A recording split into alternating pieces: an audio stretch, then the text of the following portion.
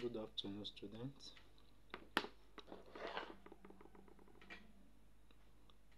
My 300 level student. This afternoon, I want to discuss on some of the laboratory instruments in clinical chemistry, which I believe we all have a fundamental basic knowledge about. Please don't forget that in our last class we have talked about automation, the importance of automation in the laboratory, both the pre-analytical, analytical and the post-analytical. Let me welcome you this afternoon briefly to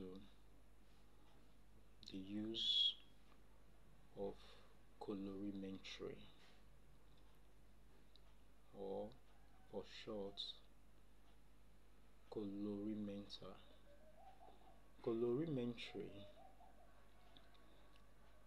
is a science or a technique that deals with the use of an instrument called colorimeter.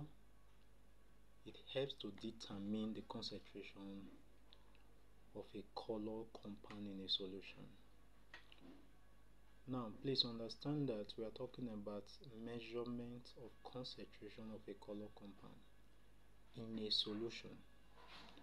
And you know a solution is a homogeneous mixture of a solute and a solvent, which means when a solution is placed before light, there is tendency for that very light to either be absorbed or to be transmitted. Hence the principle of colorimetry, which centers on Beer-Lambert's law. Colorimetry principle centers on Beer-Lambert's law, which states that absorbance of light by a solution is directly proportional to the concentration of that very solute present in the solution, or directly proportional to the light part of the cuvette, or to the molar absorptivity of the substance. Hence, absorbance is directly proportional to concentration of that very solution. Now, looking at terminologies, we'll quickly explain some of the terms. Absorbance. When we talk about absorbance, it's a measure of how much light is absorbed by the sample. That is the word absorbance. If you look at that equation, we look at it in 200 level, whereby we say absorbance is equal to molar absorptivity times light part times concentration of the solution. That is the formula we arrive at using Beer-Lambert's law. When molar absorptivity and light part remain constant, absorbance becomes directly proportional to where? To the concentration of the solution, of the solute in that very solution. That's what we are trying to explain, the term that absorbance is the measure of how much a light is absorbed. Molar absorptivity is a constant that indicates how strongly a substance absorbs a light at a specific wavelength. While concentration is the amount of the absorbing species present in a given volume of a solution. There is an amount of a solute present that has ability to absorb light at a given wavelength. That is concentration. While the path length which is the cuvette length, is simply the amount of simply the distance, the light travel through the solution is normally 1 centimeter. 1 centimeter. To recap this, Beer-Lambert's law is a fundamental principle that governs spectroscopy, colorimetry, and not only that, it relates the absorbance of light to the properties of the material present in a solution in which the light passes through. That is Beer-Lambert's law. Please understand that. What are the key absorptions of Beer-Lambert's law? Take note. Number one of the assumptions is that the medium is homogeneous. Please understand the definition. Earlier I said solution is a homogeneous mixture of solute and what? And solvent, which means the solution you are trying to make must be homogeneous. It must not be colloidal, or it must not be a suspension in which it can block the transmission of light. No, it must be a homogeneous solution in which a light can pass through. Do you understand that? Now let's move further to another absorption of Beer-Lambert. Beer-Lambert states that he also assumed that the incident light is monochromatic, meaning a light with a specific wavelength, one wavelength. That is the absorption. Which means when we talk about white light has about 7 colors, as we know from our basis.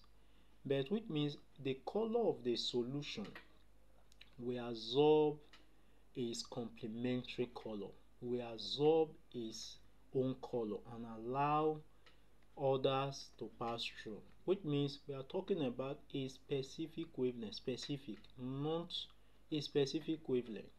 Let's say, for example, I want to measure glucose. For example, you know glucose, after reagent mixture with a sample, is going to give me a pink red color, which means the wavelength of that pink red must absorb pink red.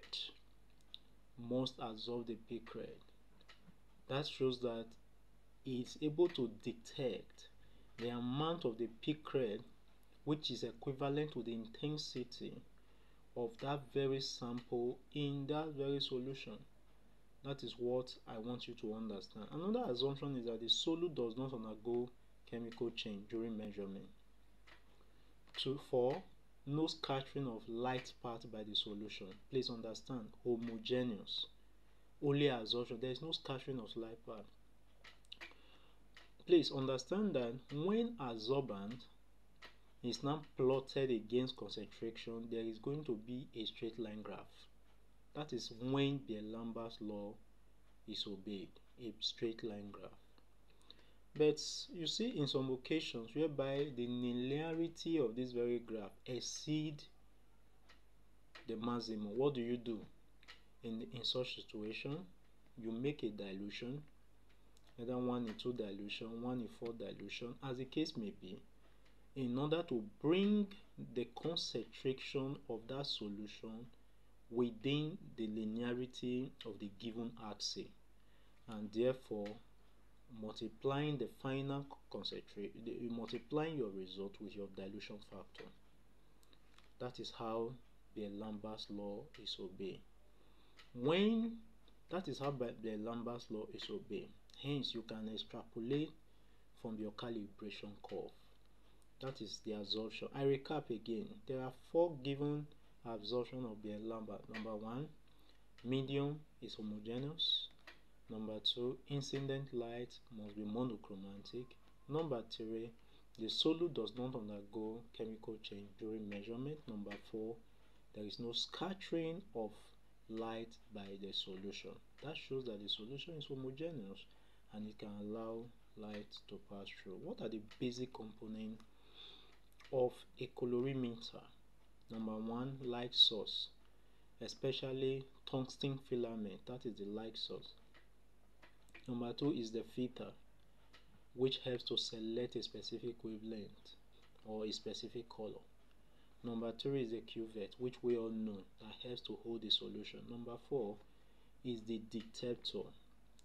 Detector will help to measure the intensity of the transmitted light, and hence there is a meter that shows the absorbance or the transmission of that very sample. All this I believe we have seen, we have handled, and we have laid hand on. Now there is a working procedure. How do we use a colorimeter or a spectrophotometer? Please understand this, that the law that governs colorimetry governs spectrophotometry. But in this very lecture, I'm going to give you what makes the difference between spectrophotometry and colorimetry. But first of all, let's look at the working procedure of colorimetry. Number 1 is that there is always a blank. A blank can either be a water blank, it can be a reagent blank. Meaning, if I say a water blank, nothing is added to it, just the distilled water. If it's a reagent blank, meaning I'm using reagent as my blank. What do I mean? What is the importance of blank? Number 1 is to remove stray light from the pathways or of the light rays, or to remove interference from the wavelength.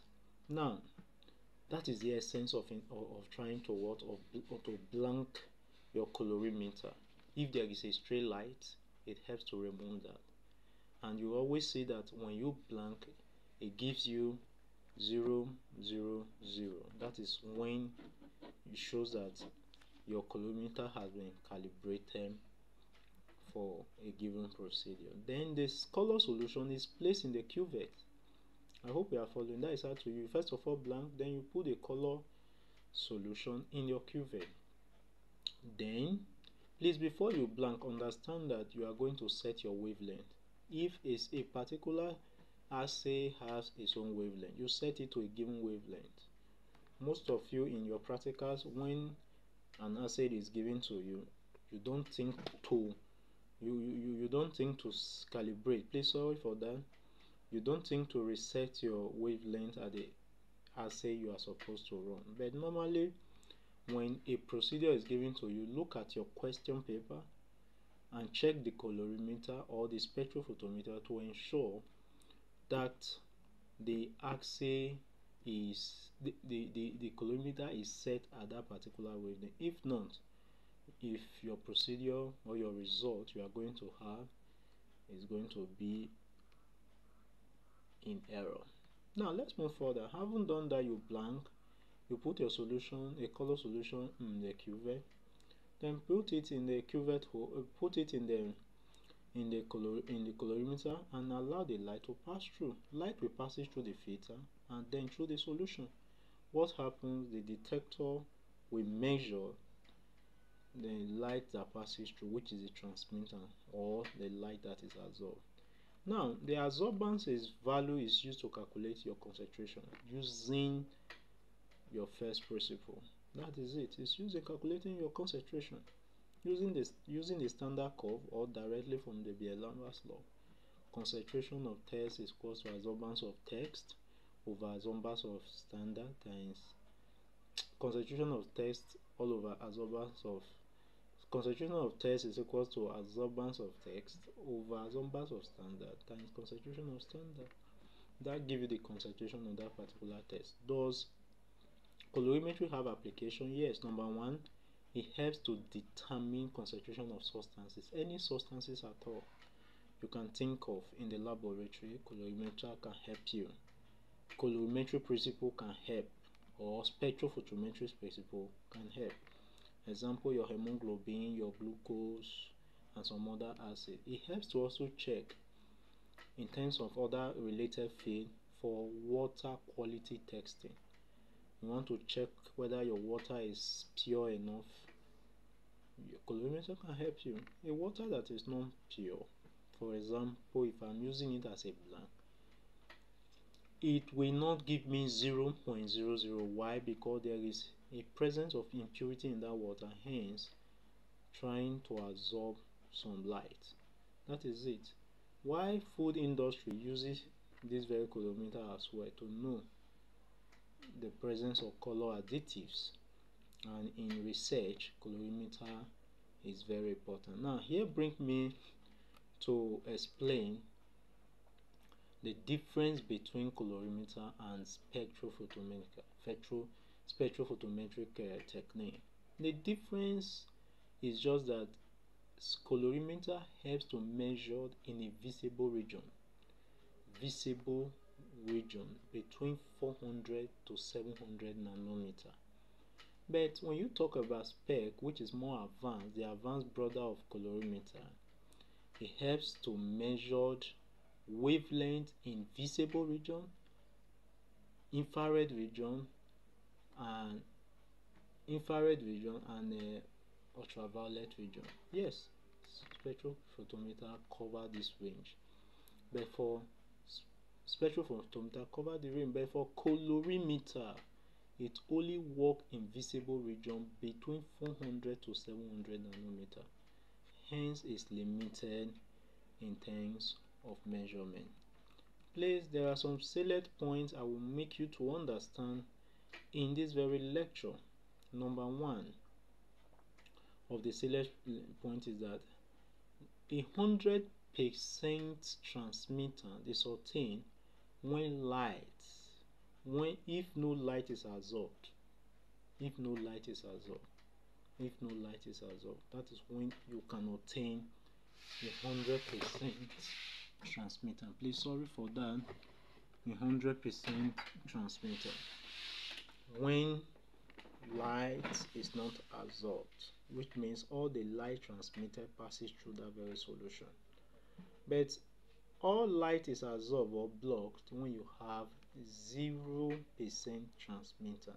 Please understand that there is a relationship between absorbance and percentage transmitter. Is given with a formula that absorbance is equal to 2 minus log percentage transmitter.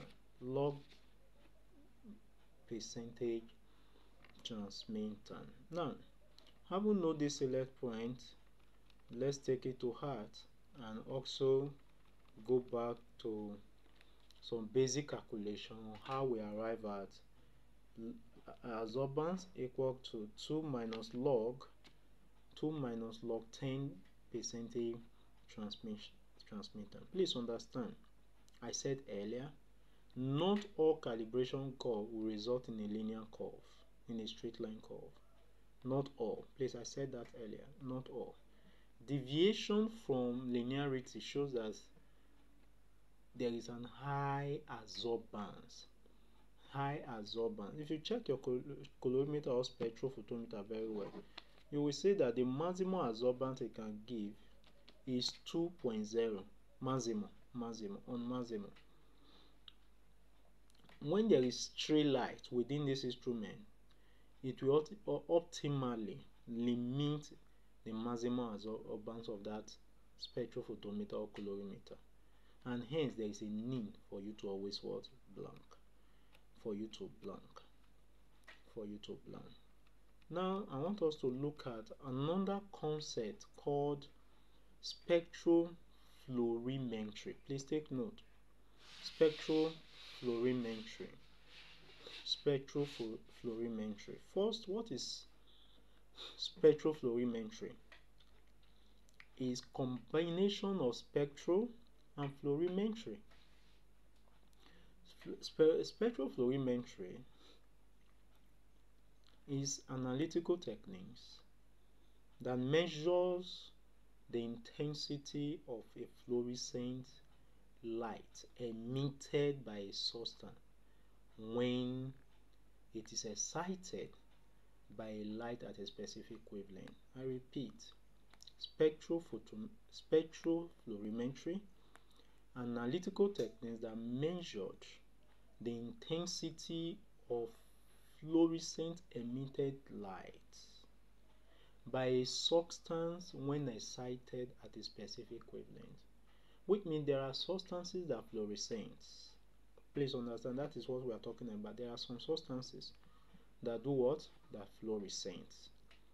Hence, it is used to identify, quantify fluorescent compound even in a very low concentration. What principle governs this fluorescence? Fluorimetry, let me put it for short, fluorimetry. It's just that when a substance is bombarded with a light wave or a light energy, that substance is going to absorb the energy and is absorbing the energy at a wavelength, at a shorter wavelength, which is the wavelength from ultraviolet or visible light. And when this very substance has gained a momentum, some certain level of energy, this same substance is going to be excited from a ground state to a high state, a high energy state, from a ground state to a high energy state. In that process of that high energy, returning back to the zero to the ground state is going to emit a light at a longer wavelength, which means it accepts a light at a shorter wavelength, it gets excited and move to a higher energy level. On returning back to zero level, is emitting a wave light. Is emitting a light at a longer wavelength. That is just the basic principle that governs fluorimetry techniques. Now, what fluorimetry measures? It measures wavelength of a compound that is excited. Normally, when I take this explanation, I do give a common example, a jokey example, like a form of you see a guy trying to woo a lady, saying, "You are the sugar in my tea, you are the butter in my bread." What happened to that lady? The lady get excited from the level of the ground, from ground level to excited level. And at that level, when this guy is saying you are this, you are this, you are that, he can do anything in that regard, which means it's emitting an energy at a higher level in a longer wavelength. That is a common explanation to tell you that substances fluorescent at that very level. Fluorescent techniques measured wavelength at excited level, and it also measure intensity and wavelength of emitted fluorescence. Now, quickly we look at the component of spectrophlorimeter or fluorimeter. Number one is a light source. The light source here is different from the light source in colorimetry. One is the xenon lamp or mercury lamp. Number two is the excitation monochromator, excitation monochromator, which helps to select specific wavelength to excite the sample. Please remember, there is two monochromator in case of this, but in spec we have in colorimeter we have one monochromator. Here, because of the light that we excite, we have excitation monochromator, and also we have the cuvette just like in spectrophotometer, and we also have emission monochromator, which help to select the emitted fluorescent wavelength. And hence we have the detector in form of photomultiplier tube. Please, I want you to go ahead, study what is photomultiplier tube in detail, because that can be an area where a question can easily come from. Photomultiplier, I can ask you to write on photomultiplier tube. Not only that, this detector helps to measure the intensity of emitted light, and we have the meter or the display unit that helps to give the readings, the wavelength, the concentration of that very measurement. Now, quickly, before I round up this, I want to tell you the difference between spectrophotometry and absorption spectrophotometer. Is there a difference? Yes. Number one, spectrophotometry measure emitted fluorescent light, while absorption spectrophotometry measure absorbed light. Sensitivity is very high with spectrophotometry, while it is moderate in spectrophotometry. Specificity is high with fluorimetry, with less of background interference. But in absorption spectrophotometry, it also have lower the interference. Specificity is lower than that of what? Of that found in fluorimetry. Please, I repeat that again. Specificity in spectrophotometry is lower than that you can find in fluorimetry. What are the common uses, common application? Trace analysis. It helps in trace analysis. Biochemical, biomolecules, drugs. We can use fluorimetry to measure that. Like vitamin B12, fluorescent. Now, there are some drugs that fluorescent naturally. There are some that you need to add one or two substances to that can make that to fluorescent. That is secondary fluorescent. Now we have colorimetry and routine and their routine test. That is what we have. Now, what are the applications of fluorimetry? Number one, it is used in biomedical research, detecting the level of RNA, DNA and proteins. Diagnostic, we use it in diagnostic measurement of vitamin B. Number two, we also use it in measurement of hormones, drugs in the blood. In environmental monitoring, to trace pollutants in water and in air. And also in drug, we use it to detect impurities and also for stability study. In food industry, we check the analysis of vitamins and preservatives. Does it have an advantage? Yes, it does. Number one of the advantages is that it has a high sensitivity and specificity.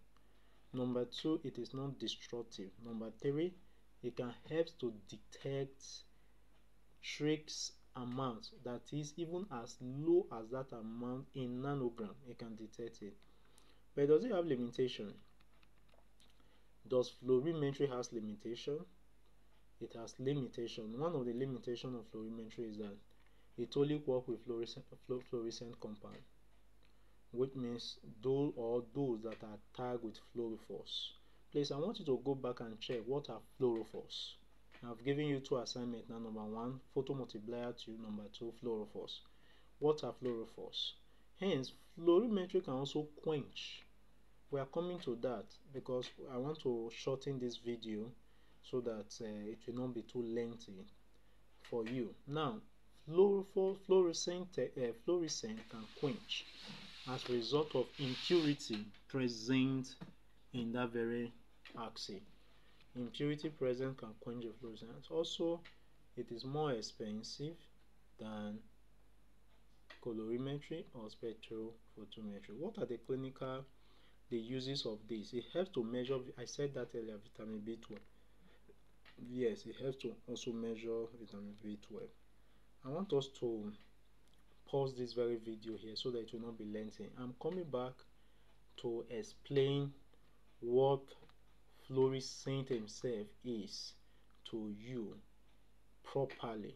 Having get a basic concept of what fluorimetry is all about, then we'll look into fluorescent proper and what fluorescent is used for in the laboratory. I've already mentioned the techniques, what the techniques is used for. Then I'm going to explain what fluorescent himself is used for. Thank you for this very first class. Thank you. Please, I want you to listen to this class attentively and get questions ready in this very class. And also don't forget that you have to work on photomultiplier tube in detail, and also to work on fluorophores. What are fluorophores? Thank you for listening.